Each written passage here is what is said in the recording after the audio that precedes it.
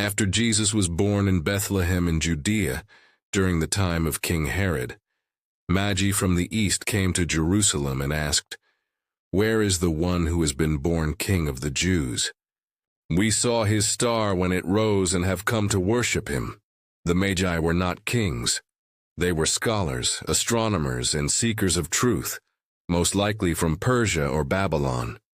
They had studied the ancient writings for generations, and when an extraordinary star appeared in the sky, they recognized it as a sign that something world-changing had occurred. Their journey to Jerusalem would have taken months, crossing vast deserts and foreign lands, driven by nothing but the conviction that a king had been born and that he was worth finding. When King Herod heard this, he was disturbed, and all Jerusalem with him. He gathered the chief priests and teachers of the law, and demanded to know where the Messiah was to be born. "In Bethlehem in Judea," they replied. Then Herod called the Magi secretly, and sent them to Bethlehem, saying, "Go and search carefully for the child. As soon as you find him, report to me, so that I too may go and worship him." Herod the Great was a man who had built magnificent temples, fortresses, and cities, but he ruled through fear and paranoia. He had already executed members of his own family to protect his throne. The news of a newborn king did not fill him with wonder. It filled him with rage. His words to the Magi were a careful lie. He had no intention of worshiping the child. He intended to destroy him. When they saw the star, they were overjoyed. On coming to the house, they saw the child with his mother Mary, and they bowed down and worshipped him. Then they opened their treasures and presented him with gifts of gold, frankincense, and myrrh.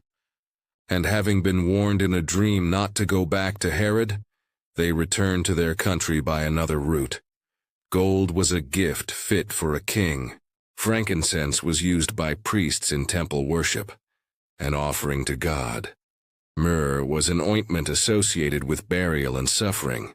Even in this moment of joy, the gifts whispered of everything this child would become: a king, a high priest, and a savior who would suffer and die for the world he came to rescue.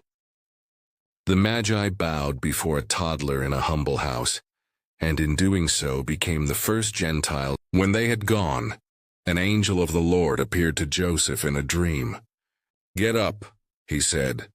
"Take the child and his mother and escape to Egypt. Stay there until I tell you, for Herod is going to search for the child to kill him." So he got up, took the child and his mother during the night, and left for Egypt. Joseph did not hesitate, did not question, did not wait until morning. He rose in the darkness and moved immediately. This was not the first time God had spoken to Joseph through a dream, and it would not be the last. There is something quietly heroic about Joseph. A man of few recorded words but immense faith.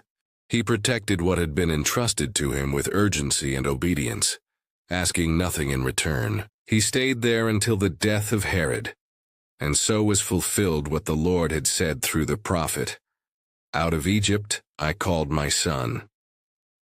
When Herod realized he had been outwitted by the Magi, he was furious, and he gave orders to kill all the boys in Bethlehem and its vicinity who were 2 years old and under.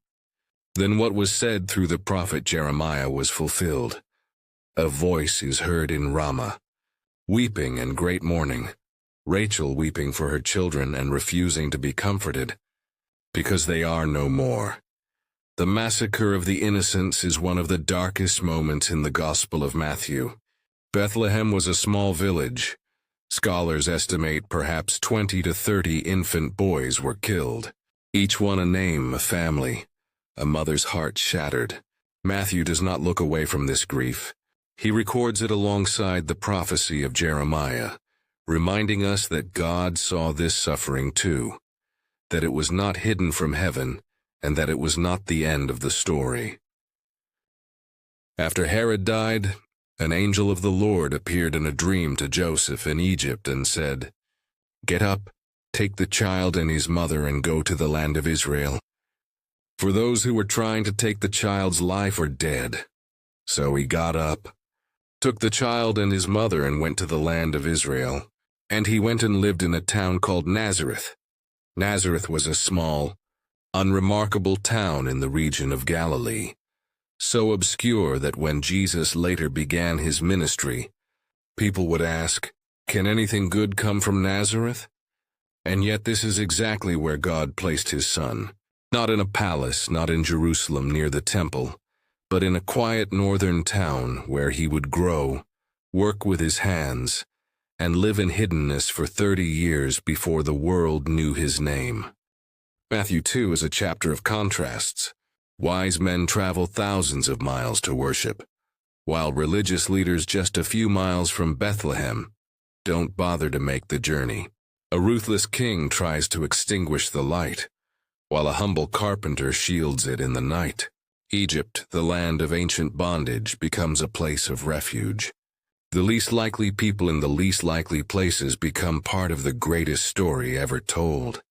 And through all of it, the scheming, the fleeing, the grief, the waiting, God's plan moved forward without interruption.